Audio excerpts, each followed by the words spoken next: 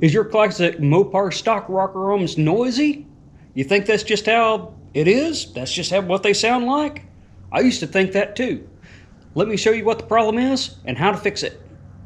Okay, I'm going to show a little bit of Mopar valve train geometry. This sort of works for others as well, but we're specifically going to be talking about the shaft mount rockers, your stock rockers.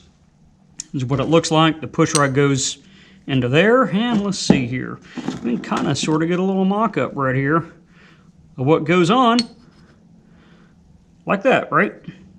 So, lifter goes up, pushes the valve down, the spring returns, everything, right? So what I did was, we'll just look on this side right here. When I checked my push rod length before, there was lash. So basically, the rocker isn't touching at all. And it's just doing that number, right? There's no lash. When you do a hydraulic lifter like this, the push rod should push that plunger down, right? A certain amount, that's called your preload, and it should push it down a certain amount. It wasn't pushing it down at all. So like I said, the whole thing, everything was just banging against each other. All right, stock link push rod, the new push rod.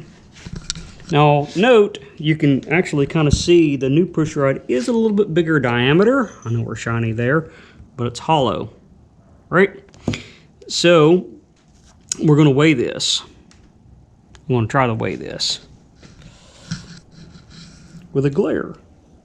Stock push rod, 1.4 ounces. New push rod, oh, 1.7 ounces. A few ounces heavier. But this is going to be a stronger push rod because it's a larger diameter. Let's see if we can tell the difference between them.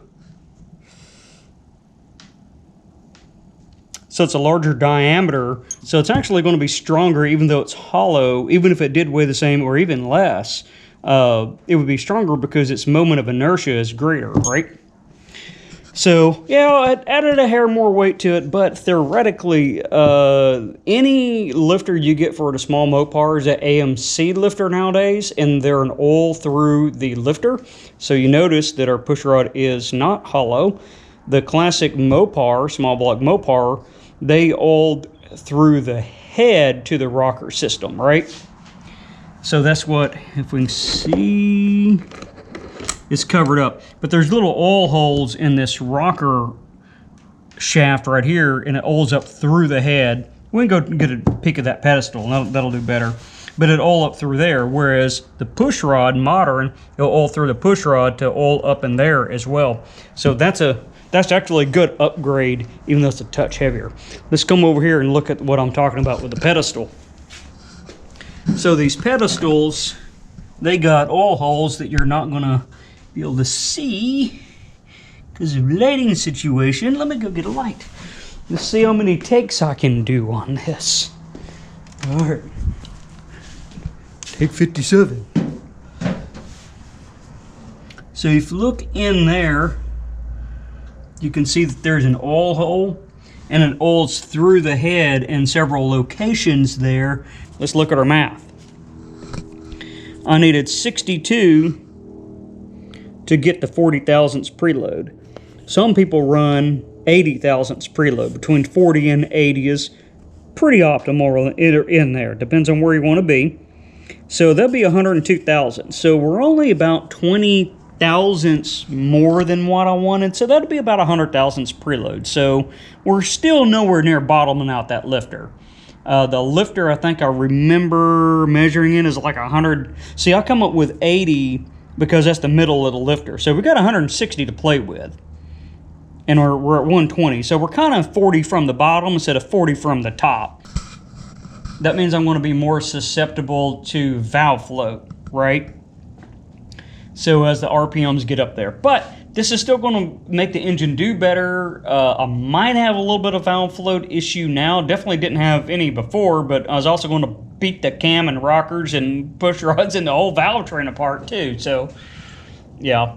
Well, that was a shocker there. So I'm going to think about what I want. Well, what I need to do is put an adjustable rocker on there and quit farting around with this stock dinky stock stuff. And I do have that set right down in there. It was the black Proforms.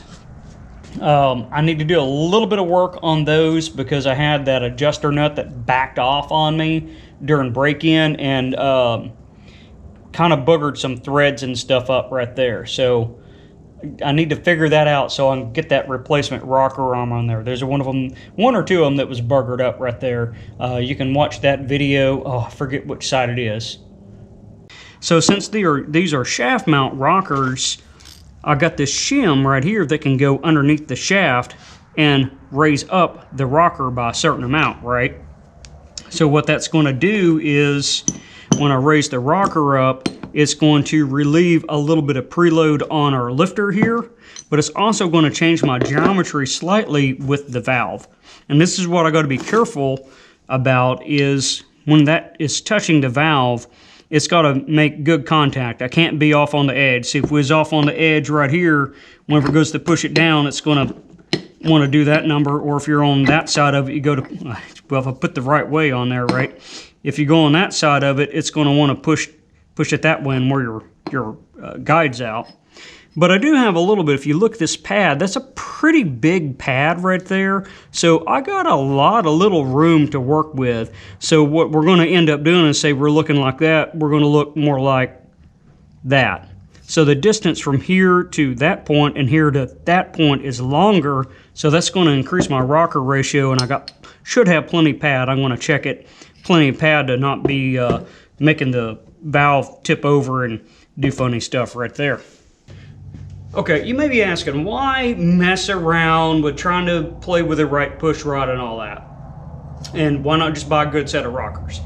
Well, the price of everything's gone up quite a bit. I mean, back many years ago, I bought these Proform adjustable rollers for like $200. Those days are gone. You can barely get the Speedmaster ones for $200, right? So that makes the appeal to just buying a stock replacement Melling one right here, because, I mean, let's face it, if you're dealing with rockers like these, your engine's probably wore and slap out, and these are too, right? I mean, they don't get the greatest oiling, especially if you start doing performance stuff.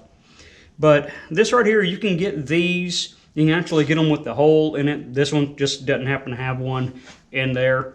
You can pick these up pretty cheap and get everything running pretty good. And if you do these tips, you're going to be doing essentially the same thing that adjuster is doing right there. You're dialing it in. And let's face it, the push rods I bought, the longer ones, were $17 a set. You're $150 is where it starts for the custom link push rods from whichever brand. The other ones I'm looked at, I did find a set of the Melling ones that are supposed to be just 30 thousandths longer. If you needed that, that'll be a smaller step. Same thing right there. And I think they're about $23 for a set, right? So that's kind of the appeal there, is playing around with it and getting your geometry right. Whichever way you can go about it. This is one method. That's fine. Nothing wrong with going the adjustable rocker method right there. So anyways, that's why right there it's kind of a budget thing. And here's the thing. You bolt these on and you forget it. It's done. There's no adjustment every time you do an oil change or whatever. You're done, right? Also, whenever you go to these style for the adjuster, right, this push rod will not work. You're going to have to buy new push rods anyway. If I get a push rod out of the box. See how that's a ball end? No worky. So you're going to have to buy push rods anyway, and is it going to be too long, too short? You're still going to have to play that game, because you still have to work with the wipe right there. You don't want it rolling off that edge or rolling off that edge. So you still got to be within a certain boundary with your push rod. So, okay, we're going to look at the rockers and where they're sitting on the top of the valves.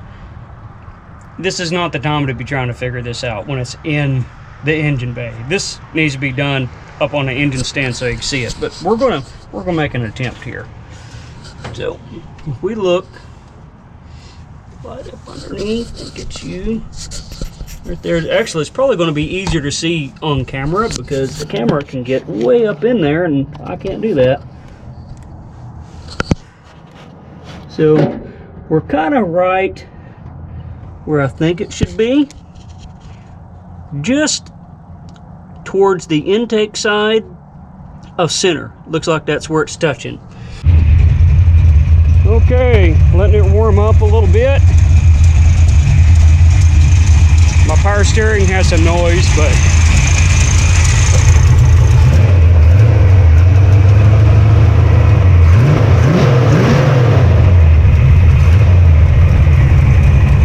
main thing is you don't hear those rockers all beating each other up, right? I did give it a little bit of a wash, and it got attacked. Well, whatever. I'm the only one who thinks that's funny, but here we are. Slowly running into a post.